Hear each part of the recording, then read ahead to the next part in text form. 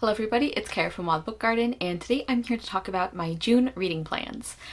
So I have a few book club books coming up. I'm also participating in several readathons. Those are the Queer Lit Readathon, which is created by Kathy Treithart and Rogan Shannon. I believe they also have some co-hosts hosting with them. And the Queer Romance Readathon, which is created by Bethany at Beautiful Bookish Bethany. Also a lot of wonderful co-hosts. I will link all that information down below.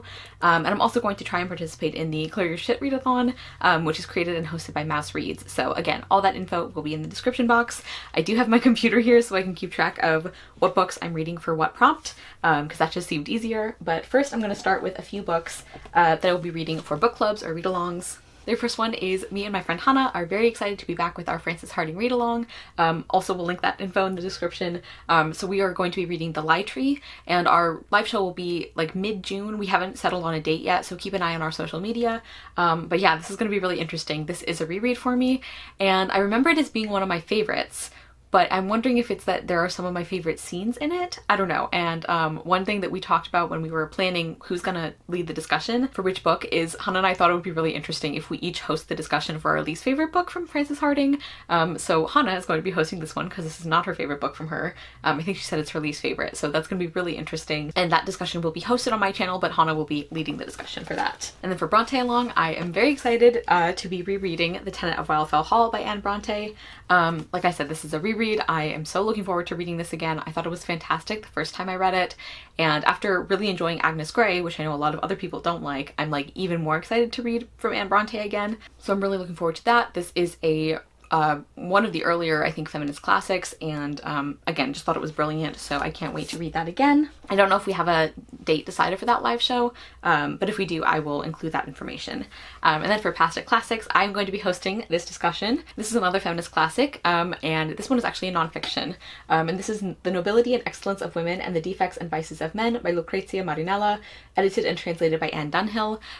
This was published in 1600, and the title is because this is a play on a very similar work by, what was his name? Giuseppe Passi, who wrote this diatribe about women's alleged defects, and he published it, and Lucrezia Marinella was like, I don't think so, sir. She wrote essentially a rebuttal of that, and it's also noteworthy for being the first time in Italy that a woman argued with a man in print, which I think is very cool. So this is a fairly short nonfiction work. I think if you don't include the notes, it's probably just like under 150 pages, and I'm really looking forward to reading some feminist classic nonfiction. I don't think I've read a feminist classic that is this old before, so I'm very excited for that. Again, that will be hosted on my channel, and we haven't announced the date for that, but follow our Twitter account for that. Okay, so getting into the things that I hope to read for readathons, I'm just gonna kind of pick up books from this stack and go back and forth between readathons. We'll see how that goes. I don't know. And also, you'll see that for the queer romance readathon especially, some of the books I'm reading are like true romance genre books, and some of them are not. But Bethany did say that you can bend the rules a little bit, so I'm still excited to be participating. Okay, so I'm going to start off with, I think, the only digital book that I have, and that is a novella. That is The Craft of Love by, I just looked up the author, E.E. Ottoman. This is a recommendation from Kazen at Always Doing, and this just sounds so like wonderful and sweet. It follows a trans silversmith, and he ends up bringing some like old like clothing to a seamstress. I just like remember Kazen talking about this in a way that just makes me think I'm gonna really enjoy it, and when I mentioned that, she's like, I think you specifically would enjoy this one. I also really like needlework, and like seeing that treated as like an important craft and talent and everything, so I'm really excited for that. And I'm going to be reading that for a couple different prompts. I'm going to be reading that for the novella or short story prompt, and also for the indie author prompt. I also have a couple of books that I have not like officially assigned to prompts or anything, but I would really like to get to them in June. One of them is a very short essay, I'm Afraid of Men by Vivek Shraya, who's a trans woman, and this is an essay talking about her experiences of like masculinity and like being raised in that and surrounded by that, and just I've heard it's like a really interesting like perspective on that, and I know that my friend Kier really loves this author. She's actually the one who gifted this to me for my birthday, so thank you so much, Kier. I've been really interested in reading this essay for a while, and I've just heard like nothing but incredible things about it, so really excited to get to that. And then the other one that I have not assigned to prompts, even though I could, like this definitely would count for indie author as well as some others, but I have Long Shadow by Olivia Atwater. I have put this on several TBRs, and I am so frustrated with myself that I haven't read it yet. This is the third book in the Regency Fantasy Fairy Tales series, which is one of my favorite ongoing series, or I guess this would be the last book now. But like, I'm loving those books, and I am kicking myself for not reading this third one yet.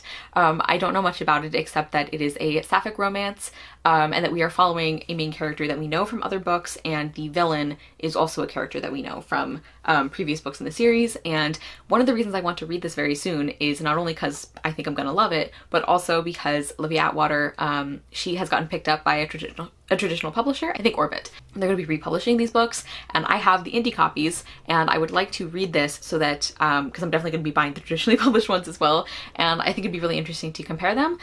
So I need to actually read this one so that I can do that. I also want to read The Care and Feeding of Waspish Widows by Olivia Waite. This is the second book in the Feminine Pursuit series.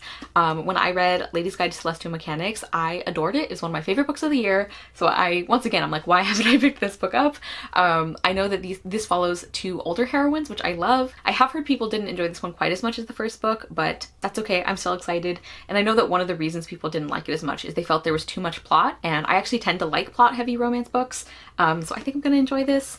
And let's see, what am I using this for? I'm using this for the historical romance prompt for the Queer Romance Readathon, also for the bisexual representation or author. I think this would count for both. Also counting this for an FF romance, and I think those are the ones I'm counting it for. So yes, I need to finally pick this up because I loved the first book. I also am really excited to read The Romantic Agenda by Claire Kann.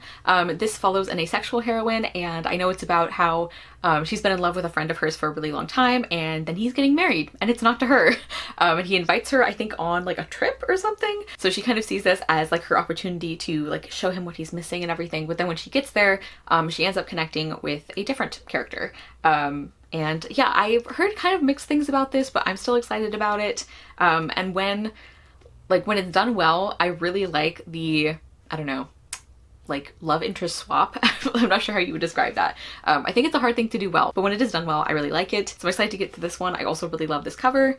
And I am counting this for, sorry, there's going to be a lot of pauses in this video as I figure this out. Okay, I'm counting this for a 2022 release for the Queer Romance Readathon. And I also could count this one or The Care and Keeping of Waspish Widows for the Queer Lit Readathon prompt, which is to read a romance.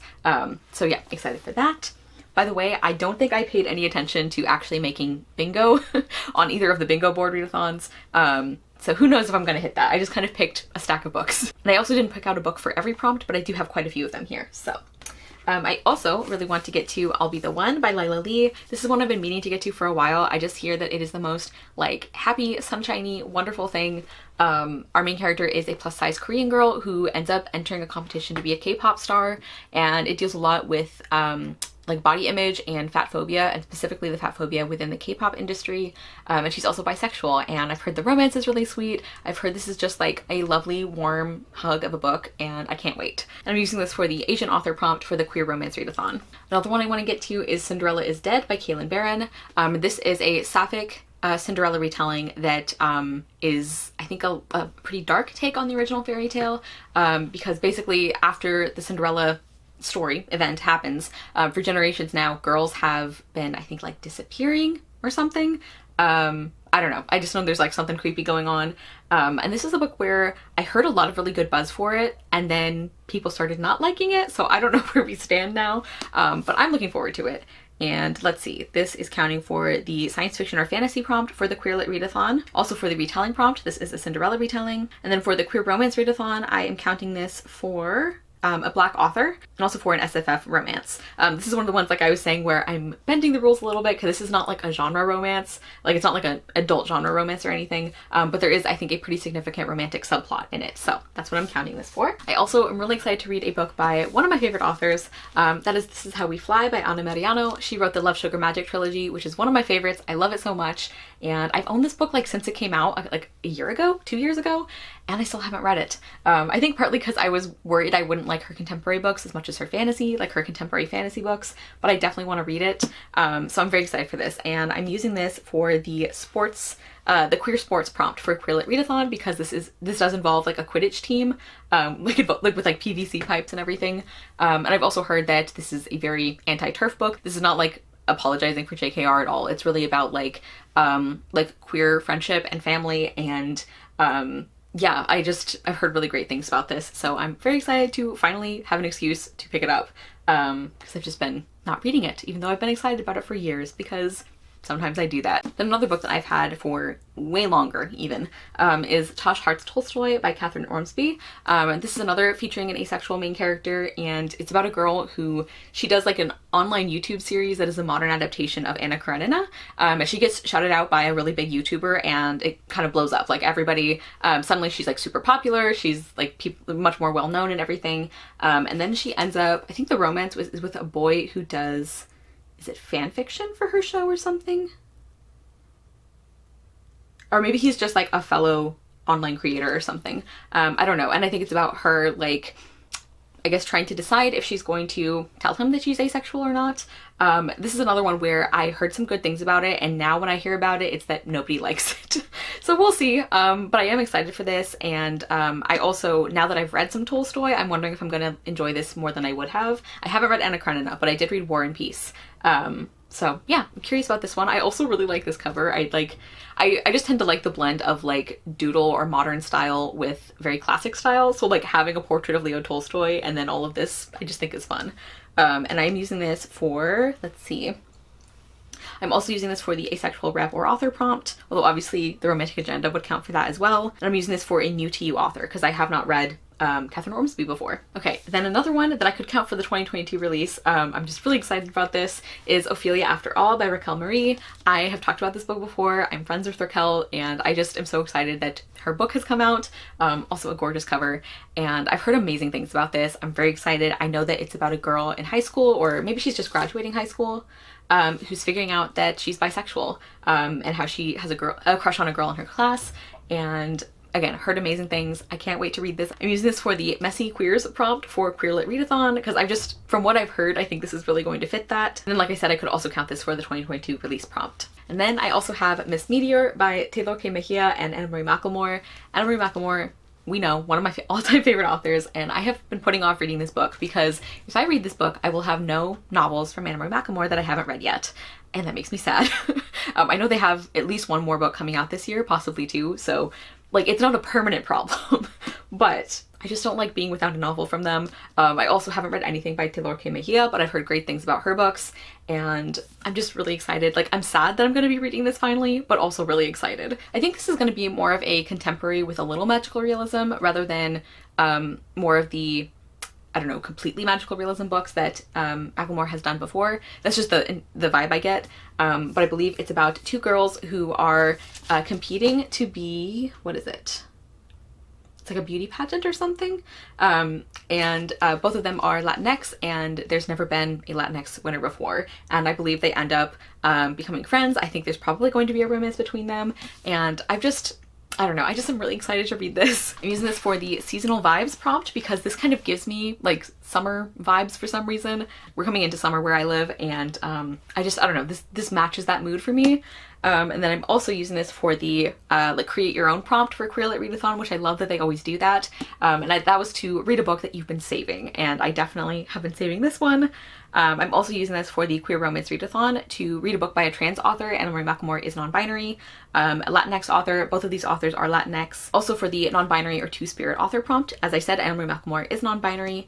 And then for the Clear Your Shit Readathon, I am going to be using this for the Girls Just Want to Have Fun prompt, which is to read a book that has multiple POVs, because I believe we get both main characters' points of view in this. So I can't wait. I'm excited. Then I'm also really excited to finally get to A Snake Falls to Earth by Darcy Little Badger. Alatsway was one of my favorite books the year that I read it. And I was so excited for Darcy Little Badger's new book coming out.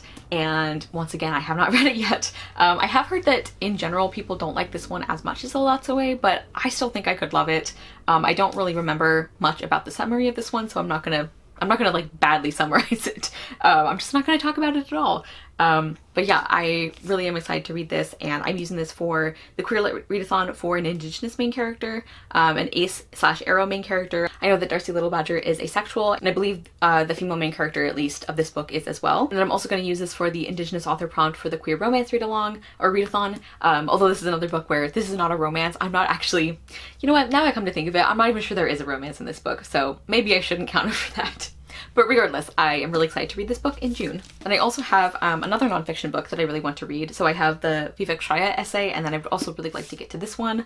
And this is Hidden Mercy by Michael J. O'Loughlin, AIDS, Catholics, and the Untold Stories of Compassion in the Face of Fear. So this is going to be a really heavy book to read, but I think it's really important. This is set during the HIV and AIDS crisis, and it talks a lot about the people at the time who actually were willing to stand up and to do the right thing and to care for people who needed it.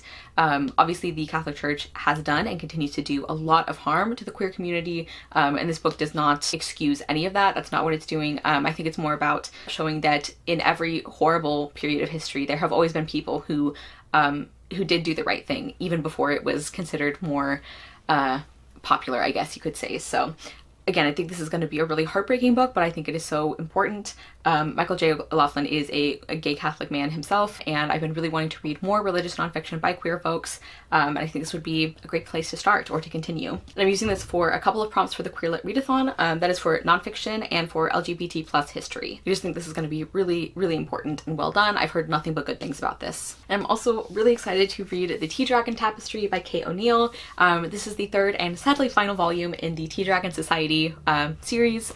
This was also a present from my lovely friend Katie from A Sea of Tomes, and I'm so excited. I think this is going to be a really perfect like pick-me-up. These graphic novels are always just so warm and lovely and just heartwarming.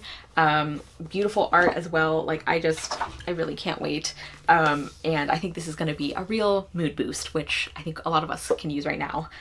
So yeah, I can't wait for this, and I'm using this for a few different prompts. I'm using this for the graphic novel prompt for the Queerlit Readathon, and I'm also using this for a couple of prompts for the Clear Your Shit Readathon, for Care Bears, which is to read a comforting book, and Manic Monday, which is to read a book that you can finish over the weekend, because this is a graphic novel and it'll go pretty quick, I think. So thank you so much, Katie. I am very excited to read this. Okay, and then just to finish up, I have a few books that do not, I think, as far as I know, do not count for either the Queerlit Readathon or the Queer Romance Readathon, but these are a few books I want to read for the Clear Your Shit Readathon. And I'm really excited about all of these, obviously. So one of them is A Civil Contract by Georgette Heyer. I'm counting this for the Walkman prompt, which is to read a book that you've been avoiding the longest. And I don't know that I necessarily have been avoiding it. I guess I have. I've been putting it off because like I feel like I'm really gonna love it, but I just haven't been prioritizing it. And the reason I picked this one is because this is one of the oldest books on my Goodreads TBR. I even did a video on the 10 oldest books on that TBR, like on my Goodreads, and this was one of them. And I still haven't read it, even though I've read several of the others. And this is, I think, a really unusual book for Georgette Heyer in the way that it is structured and in the kind of romance it is.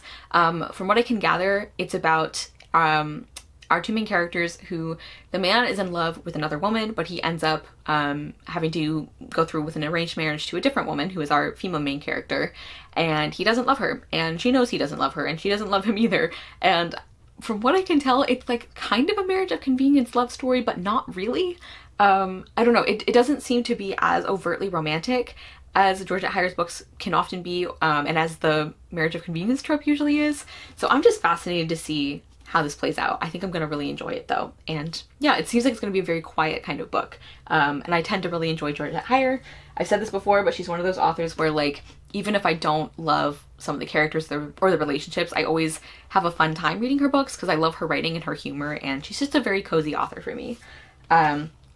Then I also am excited to read A Fae Love Story by Lone Lee. I'm using this for the Breakfast Club prompt, which is to read a book that has food themes or items in it. And we're following two teens whose families own rival pho restaurants, so their families are enemies, but they're in love with each other.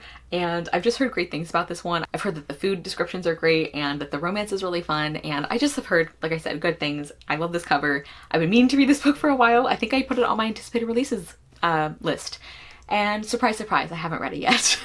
But I'm excited to do that. Oh, I should also mention that one of the Clear Your Shit prompts is Rainbow Bright, which is to read a book that has LGBTQIA+ rep, and obviously I will definitely have that covered among all these books, so I don't necessarily have a particular one I'm going to count for that, but it'll definitely be covered. And I think the last book that I have to talk about is The Kingdom by Jess Rothenberg, and I'm counting this for, let's see, the NES prompt, which is to read a book that is sci-fi or has technology in it. And this is one of the sci-fi books that I've been really interested in reading for a long time. I just think this sounds so interesting. It's set at like an immersive fantasy theme park where there's like these android characters almost. It kind of sounds like if Disneyland had the characters played by androids instead of humans. And we're following Anna as the main character, and she is one of these. And then she meets a boy named Owen who is human, I think, and she starts developing like emotions. Like she actually starts having romantic feelings for him, and she didn't know this was a thing that could happen. But then Owen goes missing and is presumed dead, and all evidence points to Anna. It says she's accused of Owen's murder, igniting the trial of the century. Through courtroom testimony, interviews, and Anna's own memories emerges a wholly original, often shocking tale of love, lies, and the frightening truths that fuel our wildest fantasies. I just think that sounds so interesting. I tend to really like in sci-fi where we talk about like personhood and, you know, free will and all of that. And I think combining that with this theme park is really interesting, and combining that with a murder mystery or possible murder mystery, I think sounds really interesting as well. So I've heard pretty good things about this one, and I've been wanting to read it for ages. I finally have an excuse to read it. Once again, I love this cover. I just think this is so cool and pretty and interesting, so very excited for this book. Okay, everybody, so that was a lot. I have so many books I want to read that I'm excited to read in June. I'm filming this like a couple days before June starts, and this always happens, is like now I just want to read all these books. Instead of finishing the books I'm already reading that I should probably finish before May is over. But what are you gonna do? So please comment down below and let me know if you're participating in any of these readathons, or something that you're excited to read in June. Thank you guys so much for watching. I will see you soon with another video, and I hope you love the next book you read. Bye!